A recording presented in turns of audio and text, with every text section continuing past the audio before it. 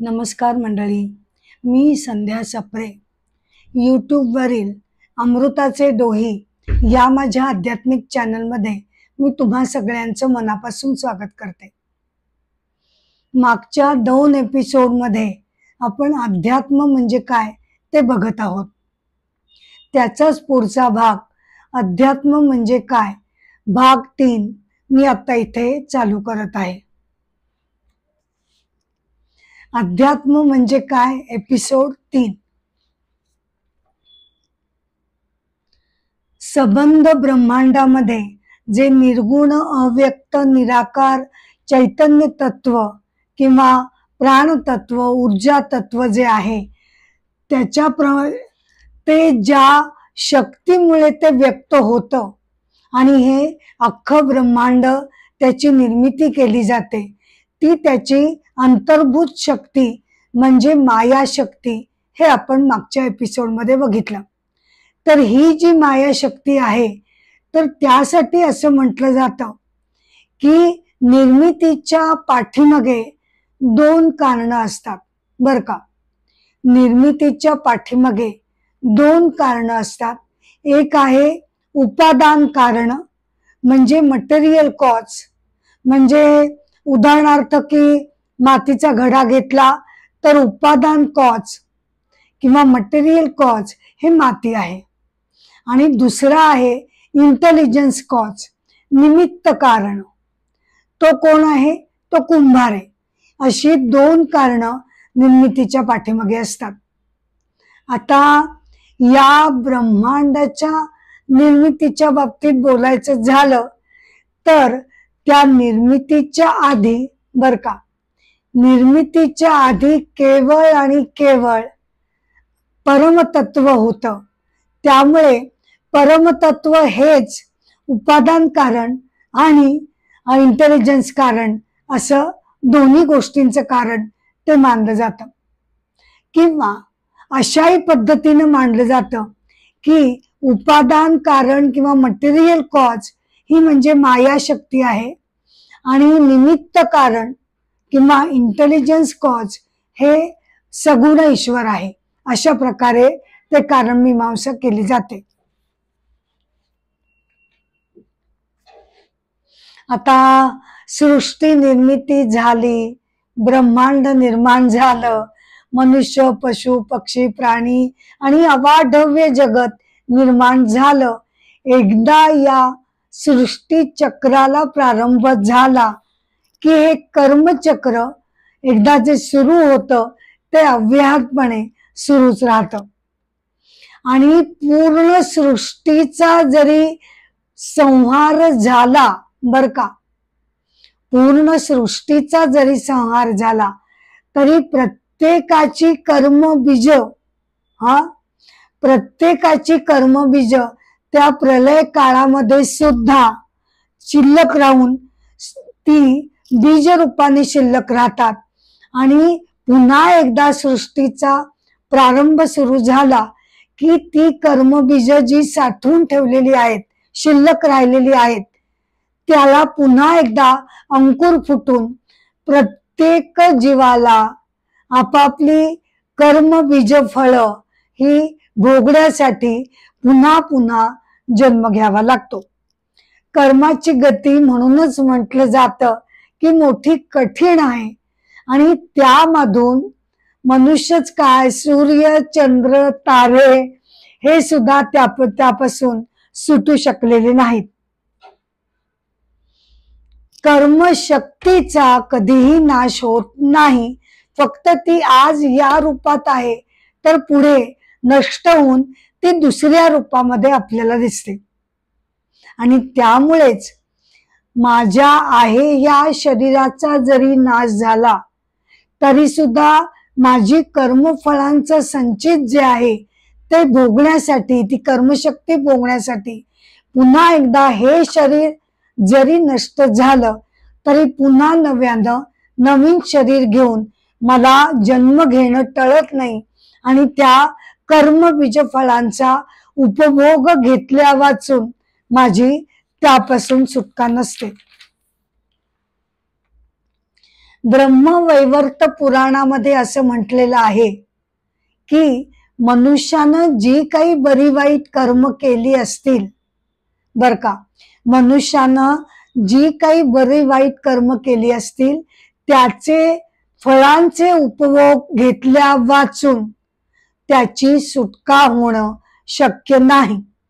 आणि एकाच जन्मामध्ये ती भोगून शक्य होत नसल्यामुळे जी फळं भोगलेली नाहीत, जी शिल्लक आहेत, ती संचिताच्या साठ्यामध्ये जमा होतात आणि त्याचा उपभोग घेण्यासाठी पुन्हा पुन्हा मनुष्याला जन्म घेणं भाग पडतं. म्हणूनच पुनर्जन्म आहे असं आपल्याला म्हणावं लागतं. जर आपण पुनर्जन्म मान्य नाही केला तर दोन दोष त्यामुळे उद्भवतात. कोणते दोष? एक म्हणजे कृतप्रणाश. कृतप्रणाश म्हणजे काय की मनुष्यानं जी कर्म केलेली आहेत त्या कर्मांची फळ न भोगताच त्याचं शरीर नष्ट होणं, हे असं घडता कामा नये. आणि दुसरं आहे अकृताभग्यम. म्हणजे काय की कर्म केलेली नसताना सुद्धा कर्मफळ भोगायला मिळणं, हे सुद्धा घडता कामा नये. हे दोन दोष घडू नयेत म्हणून पुनर्जन्माचा सिद्धांत आपण मान्य केलेला आहे. कारण केलेलं प्रत्येक कर्म आणि कर्म हे त्याचं फळ देऊनच हे नेहमी शांत होत असतं. मग असा प्रश्न पडतो की जगनिर्मिती परमेश्वरानं केलेली आहे, त्यामुळे जे काही प्रत्येकाचं कर्म घडतं त्याचा बरे वाईटपणा हा सुद्धा परमेश्वरच ठरवत असतो. मग कर्मांचं फळ हे बरं वाईट कसं आणि कुणामुळे ठरतं? तर ऐतरेय उपनिषदामध्ये त्याचं अगदी सुंदर एक्सप्लेनेशन दिलेलं आहे. तिथे असं म्हटलेलं आहे की मान्य की परमेश्वरच जगाचा निर्माता, करता, करविता, कर्मफळ देणारा, कर्म देणारा, सगळा काही तोच आहे, मान्य.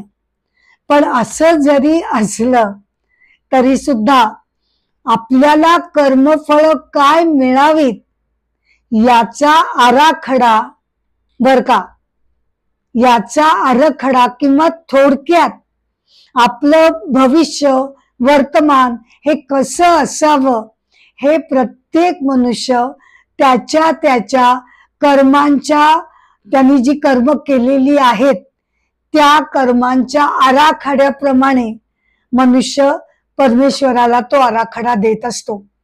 आणि त्याच्या त्याच्या बरे वाईट कृत्यांप्रमाणे, म्हणजे थोडक्यात आपण आपली बॅलन्स शीट जणू काही परमेश्वराला देत असतो.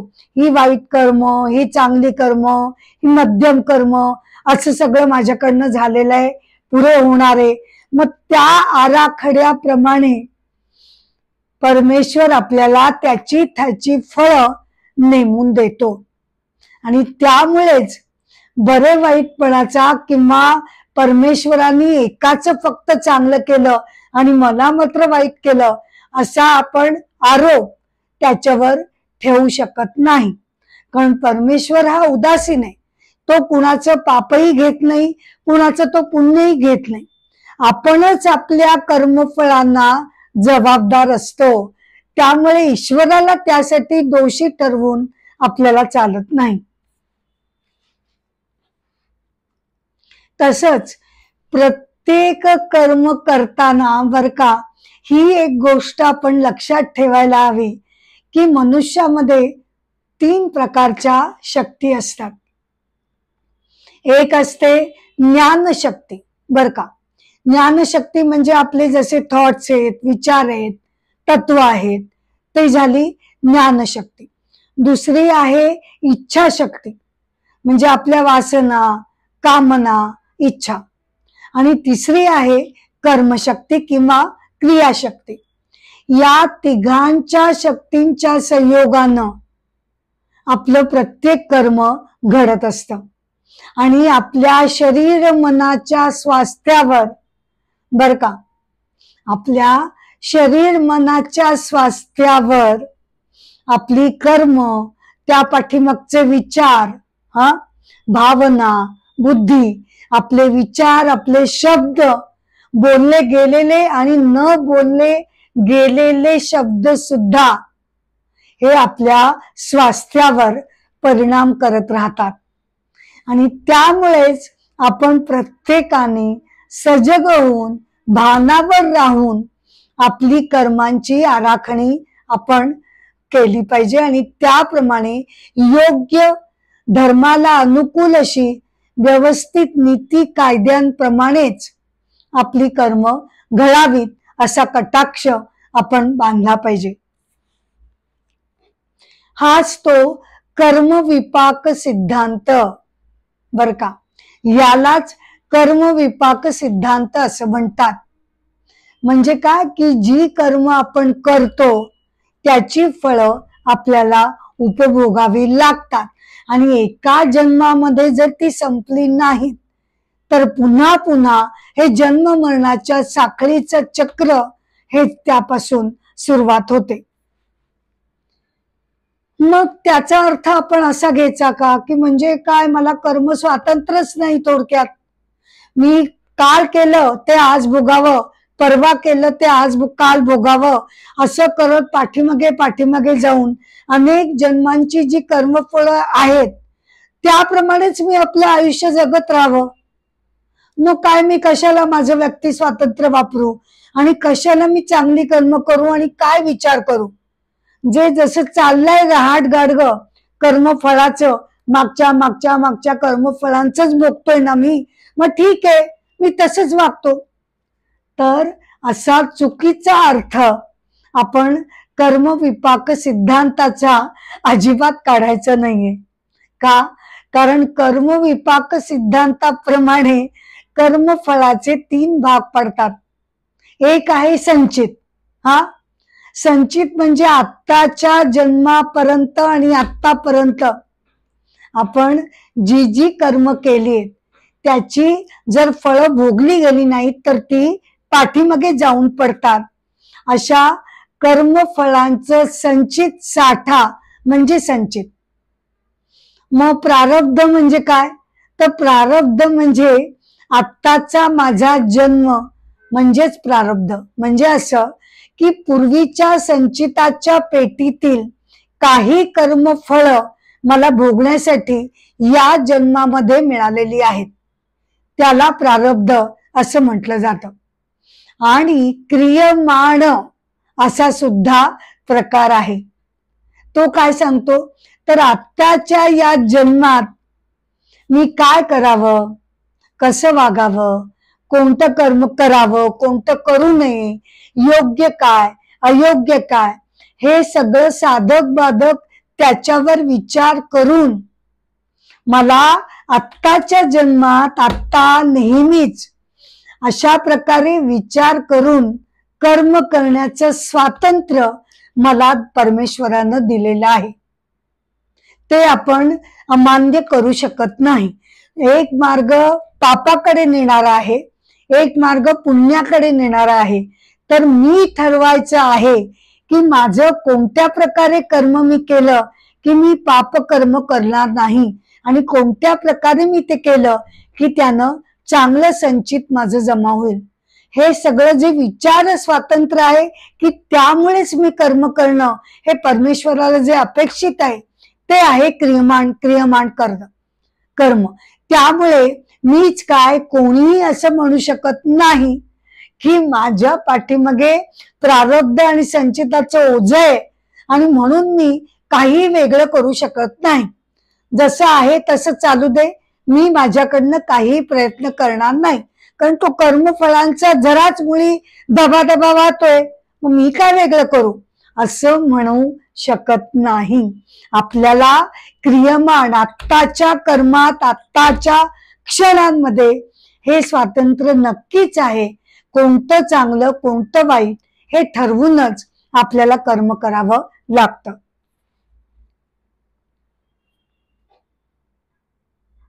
उपनिषद काय, वेदांत काय, भगवद्गीता काय, आपल्याला हे सांगत असतात की मनुष्यानं या जो जन्म मिळालाय त्याच्यामध्ये अखंड अविरत प्रयत्न करत सत्कर्म करणं अपेक्षित आहे.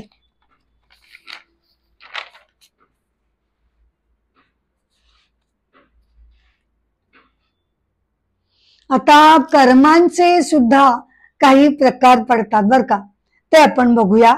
शुक्ल कर्म म्हणजे काय, शुभ कर्म, चांगली कर्म, त्याची कर्मफळ अर्थातच चांगली मिळतात.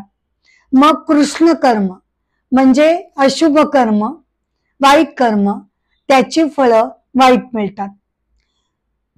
तिसरा प्रकार आहे शुक्ल कृष्ण कर्म, म्हणजे काही चांगली काही वाईट असं मध्यम स्वरूपाची कर्म हातून घडतात, तर त्याला मिश्र फळं आपल्याला मिळतात.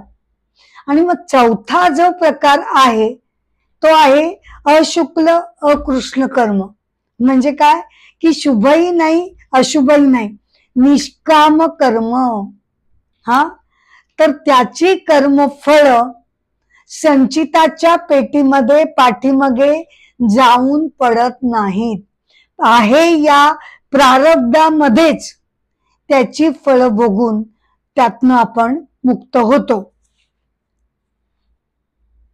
आता शुक्ल कर्म करणाऱ्यांची गती काय, म्हणजे शुभ कर्म करणाऱ्यांची, तर त्यांना देवयोनी किंवा स्वर्ग प्राप्त होतो. कृष्ण कर्म म्हणजे पाप कर्म, वाईट कर्म हे करणाऱ्यांची गती काय, तर असुर योनी किंवा नरकामध्ये त्यांना जाऊन पडावं लागतं. शुक्ल कृष्ण म्हणजे मिश्र कर्म जे घडतं त्यासाठी मनुष्य जन्म आपल्याला मिळतो. आणि अशुक्ल अकृष्ण निष्काम कर्म, या निष्काम कर्मांच्या द्वारे कर्मफळ संचितात जाऊन पडत नाही आणि आत्मज्ञान प्राप्तीनंतर त्या मनुष्याला पुन्हा जन्म नाही आणि मरण नाही. बृहदारण्यक उपनिषदामध्ये असं स्पष्टपणे निष्काम कर्मयोगाचं कौतुक गायलेलं आहे बर का. ते म्हणतात की निष्काम कर्म केल्यानं मनुष्याच्या बाबतीमध्ये कर्माची बंधनं म्हणजे फळ त्याच्या मागे पडतच नाहीत, कारण संचितामध्ये ते जाऊन पडत नाही, कारण त्याची आसक्ती कर्मामध्ये नसते. हा, आपलं काय घडतं, आपण प्रत्येक कर्मा करताना त्याच्या पाठीमागे काही ना काही सर्वसाधारणपणे कामना, इच्छा, आसक्ती ठेवून आपण ते कर्म करत असतो आणि त्यामुळे मग त्याची फळं आपल्या संचितामध्ये जाऊन पडतात. पण जेव्हा आसक्ती विरहित कर्म मनुष्य करतो तेव्हा त्या निष्काम कर्मांना कर्मबंधन लागत नाहीत आणि त्यातून मग त्याच्या पाठीमागे संचितामध्ये कर्मफळांचा साठा त्याच्यामध्ये निर्माण होत नाही.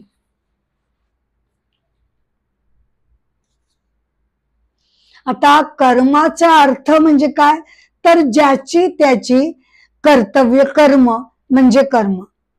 विकर्म म्हणजे काय, तर विकर्म म्हणजे पाप कर्म किंवा अयोग्य कर्म. अकर्म म्हणजे काय, निष्काम कर्म, आसक्ती विरहित केलेलं कर्म. आता प्रारब्धाचे सुद्धा प्रकार पडतात. इच्छा प्रारब्ध म्हणजे काय की स्वतःच्या इच्छेनुसार कर्म घडत जाणं. अनिच्छा प्रारब्ध म्हणजे काय, व्यक्तीची इच्छा नसली तरी काही कर्म आपल्याला करावी लागतात. परेच्छा प्रारब्ध म्हणजे इतरांच्या इच्छेप्रमाणे सुद्धा आपल्याला कधी कधी कर्म करावी लागतात. कर्म फळ सुद्धा अनेक प्रकारचे आहेत.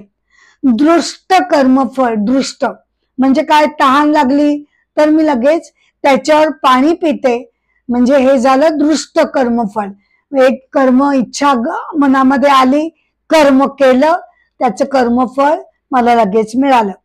अदृष्ट कर्मफळ म्हणजे जे तात्काळ फळ देत नाही. प्राप्त कर्मफळ जे कर्मफळ आत्ता माझ्या वाट्याला आलेलं आहे त्याला प्राप्त कर्मफळ असं म्हटलं जातं. अप्राप्त कर्मफळ म्हणजे जे केव्हा तरी पुढे माझ्या वाट्याला येणार आहे.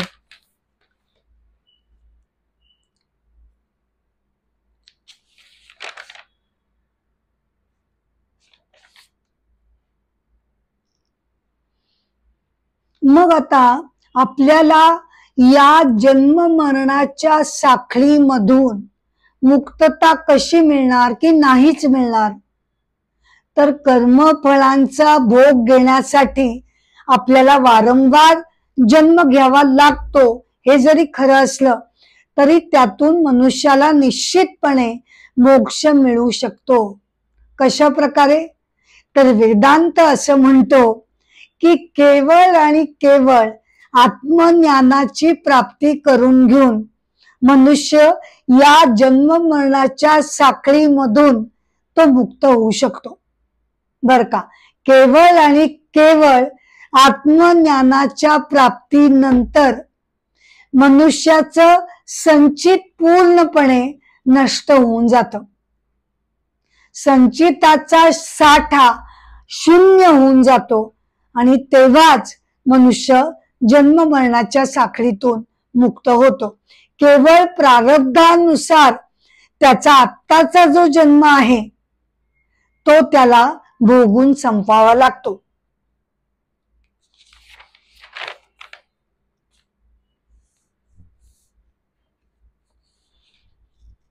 नाहीतर कर्माची साखळी कशी आहे की आपण सगळेच जण या कर्माच्या साखळीमध्ये गुंतलेलो आहोत. मी समजा असं म्हटलं की मी कर्मच करणार नाही झालं तर मग म्हणजे त्याचे कर्मफळ मागे पडायलाच नको. पण तसंही करून चालत नाही, कारण कर्म म्हणजे केवळ शारीरिक झटापट क्रिया याचा त्याचा अर्थ नाही. नुसतं शांत बसणं हे सुद्धा कर्मच मानलं जातं. शारीरिक, मानसिक, बौद्धिक, वाचिक, कायिक अशा सगळ्या प्रकारची कर्म या व्याख्येमध्ये येतात. त्यामुळे कर्मापासून आपण जाणार कुठे आणि पळणार तरी कुठे? त्यामुळे निष्काम कर्मयोगाने त्यापासून आपली सुटका होऊ शकते. आत्मज्ञानानं आपण त्या साखळीतून बाहेर पडू शकतो.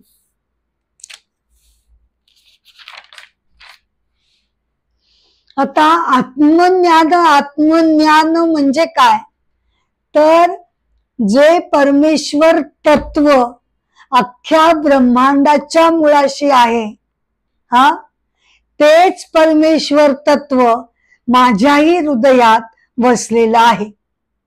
आणि केवळ माझ्याच हृदयात नाही तर प्रत्येक व्यक्तीच्या हृदयामध्ये तेच एकमेव परमेश्वर तत्व सगळ्यांमध्ये आहे.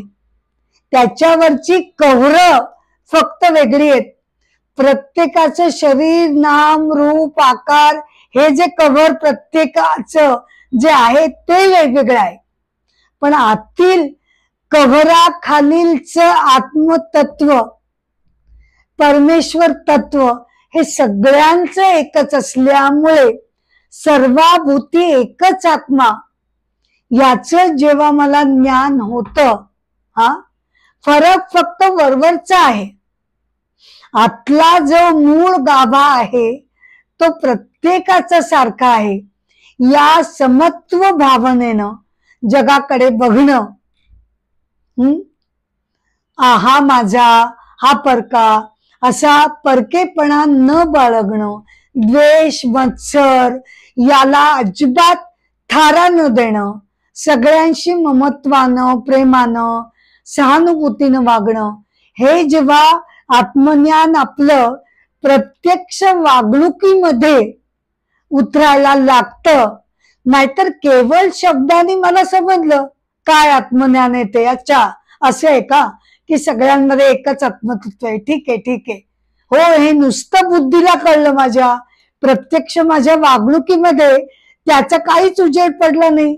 मी अजूनही सगळ्यांशी हा वेगळा तो वेगळा, कधी तिरस्कार, कधी द्वेष, कधी मत्सर, कधी हा श्रेष्ठ नाही, हा परका, हा जरा माझ्या योग्यतेचा नाही, अशा प्रकारे नाना भेदभाव जेव्हा मी माझ्या मनामध्ये बाळगत असते, तेव्हा जरी बुद्धीला माझं आत्मज्ञान म्हणजे काय ते कळलं, तरी प्रत्यक्षात जोपर्यंत माझ्या वागणुकीमध्ये ते समत्व चित्त, ते समत्व चित्त, वागण्यामध्ये शुचिरभूतपणा, प्रेम, करुणा, दया, क्षमा असे विविध सद्गुण जोपर्यंत माझ्यामध्ये उतरत नाहीत, तोपर्यंत त्या आत्मज्ञानाची खरी अनुभूती मला झाली नाही असं म्हणावं लागेल.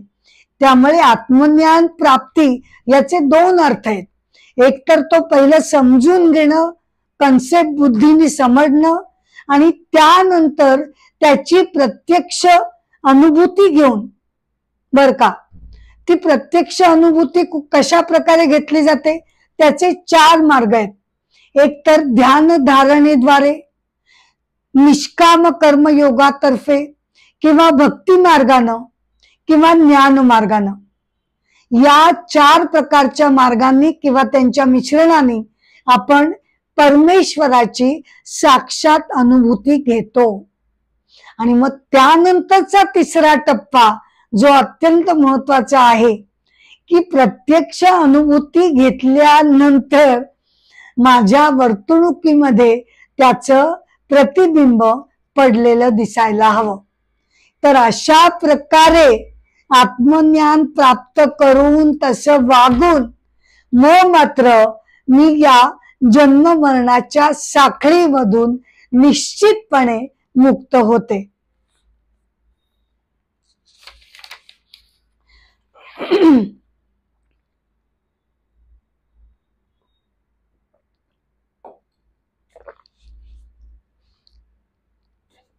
आणि अनेक संत महात्मे मंडळी होऊन गेलेली आहेत, अजूनही आहेत, जे आपल्याला त्यांच्या प्रत्यक्ष जीवनातील उदाहरणामुळे याची आपल्याला खात्री करून देतात की हो, मनुष्य हा परमेश्वर स्वरूप होतो, होऊ शकतो. त्याचीच एक छोटी कथा मी तुम्हाला इथे सांगते. विद्यारण्य स्वामी, बर का, कथा आहे विद्यारण्य स्वामी यांची. जन्म 1296, मृत्यू 1391. त्यांचा जन्म पंप क्षेत्र कर्नाटक मध्ये झाला. वडिलांचे नाव मायनाचार्य, आईचे नाव श्रीमती देवी.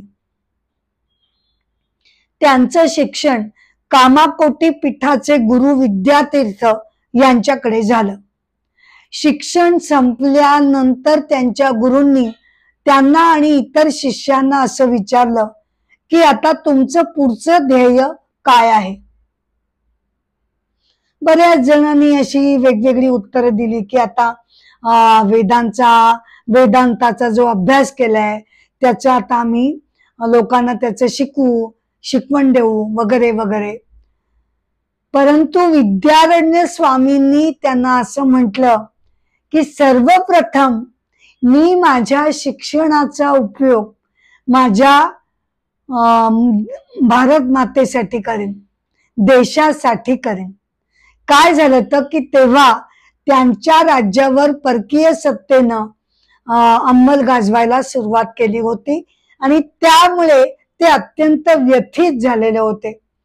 माझ्या भागाची पारतंत्र्यापासून मुक्तता व्हावी यासाठी माझ्या देहाचा, माझ्या मनाचा, माझ्या शरीराचा, माझ्या शिक्षणाचा उपयोग झाला पाहिजे. समाजासाठी माझ्या हातून काहीतरी कार्य घडलं पाहिजे अशी तळमळ त्यांच्या मनामध्ये होती.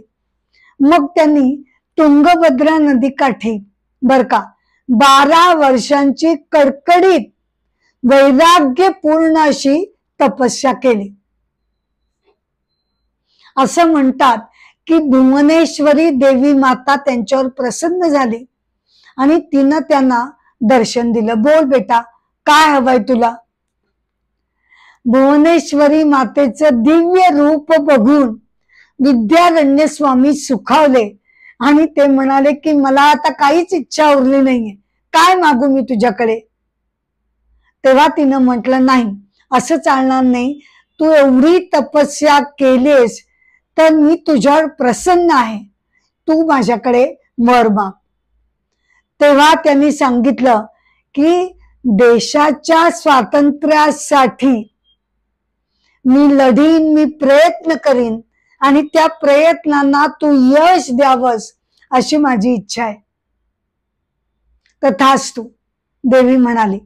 हो, पण त्यासाठी तुला संन्यास मार्ग स्वीकारावा लागेल. ठीक आहे. विद्यारण्य स्वामींनी शृंगेरी मठाचे जे भारती कृष्ण तीर्थ स्वामी होते त्यांच्याकडनं त्यांनी संन्यास दीक्षा घेतली आणि काही दिवसातच बर का विद्यारण्य स्वामींना भेटायला 2 युवक आले. हक्का आणि बुक्का, हरिहर आणि बुक्कारिया. ते संगम देशाचे राजपुत्र होते, परंतु त्यांच्या राज्यावर परकीयांनी आक्रमण केलेलं होतं. त्यातून त्यांची सुटका करून ते कसेबसे बाहेर पडलेले होते. मग त्यांनी विद्यारण्य स्वामींचं मार्गदर्शन घेतलं आणि त्यांच्या मार्गदर्शनाखाली तरुणांची मोठी फौज उभारली बर का. आणि त्यांच्या मार्गदर्शनाखाली त्यांनी पंप क्षेत्र येथे त्यांनी विजयनगर साम्राज्याची उभारणी केली. आता विद्यारण्य स्वामी पडले संन्यस्त वृत्तीचे, संन्यासी. मला काय त्या समाजाचं देणं घेणं असा विचार त्यांनी केला नाही.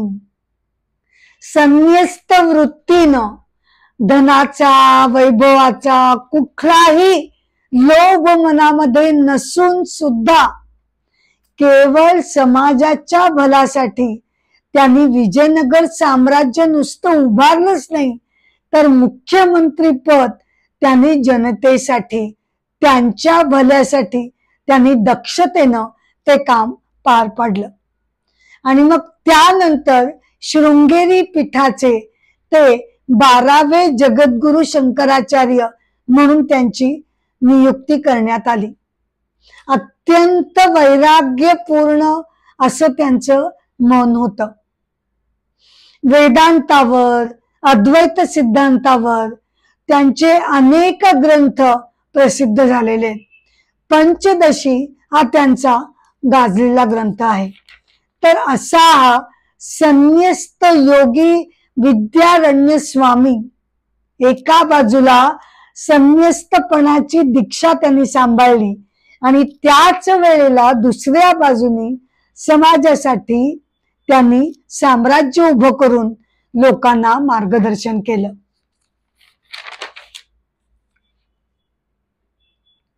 तर असं हे आत्मज्ञान जे आहे ते आपल्याला ज्ञान योगानं, निष्काम कर्मयोगानं, भक्ती मार्गानं निश्चितच आपल्याला सुद्धा मिळवता येतं. अर्थात हे अत्यंत कठीण आहे हे तर मान्यच आहे. त्याला तपस्या हवी, वैराग्य, विवेक हवा, सगळं मान्य. पण निदान आपण त्या मार्गावरनं आपण जात आहोत याची जरी आपण स्वतःला खात्री पटवली तरी या आयुष्यात आपण बरंच काही साध्य करण्यासारखंच ते गणलं गेलं पाहिजे. त्यामुळे आपण सगळ्यांनी प्रामाणिकपणे आपल्याकडनं आपल्या क्षमता वाढवत नेऊन त्या दृष्टीनं आपला तो ध्यास असायला हवा. मनुष्य जन्माचं सार्थक करण्याची ओढ आपल्या मनामध्ये ठेवून आपण सत्कर्मांची पूजा ही सतत मानणं अपेक्षित आहे. शेवटी अध्यात्म म्हणजे तरी काय तर आपलं प्रत्यक्ष कर्ममय जीवन, कर्ममय जीवनच जेव्हा त्याच्यामध्ये अध्यात्माची प्रिन्सिपल्स, त्याचे तत्वज्ञान हे जेव्हा आपण त्याच्यामध्ये भरून टाकू तेव्हा ते अध्यात्म वेगळे आणि मी वेगळा अशी मुळी दूरता वेगळेपणा न राहता आपण आपल्या जीवनाचा जो मार्ग आहे तो अत्यंत सुंदर करायला त्याप्रमाणे शिकू. स्वभावातील आपल्या जे दोष असतील ते दोष ओळखून ते कमी करण्याचा प्रयत्न करणं म्हणजे सुद्धा अध्यात्मच आहे. आपल्या विचारांवर, आपल्या शब्दांवर, आपल्या कृतींवर, आपल्या कर्मांवर सतत आपला नियंत्रण ठेवणं, जागता पहारा ठेवणं, मी चुकीचं वागत नाही ना, मी पाप कर्म करत नाही ना, याचं स्वतःवर नियंत्रण ठेवणं, सर्व बाजूनी आपलं व्यक्तिमत्व हे अत्यंत सुसंघटित असं करण्याचा प्रयत्न करणं म्हणजे सुद्धा अध्यात्मच आहे. आणि या सगळ्या जीवनाला ईश्वरी प्रणिधान हे अत्यंत महत्वाचं आहे. आपण प्रयत्न करायचेच आहेत, त्यापासून काही सुटका नाहीच आहे, पळही काढायचं नाही.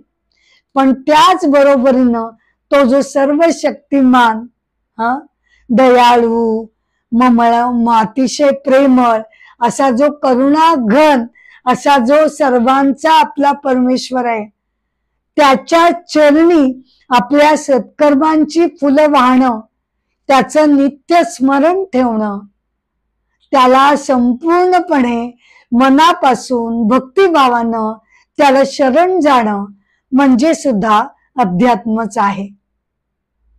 अध्यात्म म्हणजे काय? भाग 3 इथे मी हा एपिसोड संपवते खरी, पण पुढचा एपिसोड घेऊन मी लवकरच तुमच्या भेटीला येणारच आहे. या एपिसोडची सांगता करण्यापूर्वी मी तुम्हाला सगळ्यांना नम्रपणे विनंती करते की YouTube वरील अमृताचे डोहे या माझ्या आध्यात्मिक चॅनलला कृपया शेअर करा, लाईक करा आणि सबस्क्राईब करा, ही माझी नम्र विनंती आहे.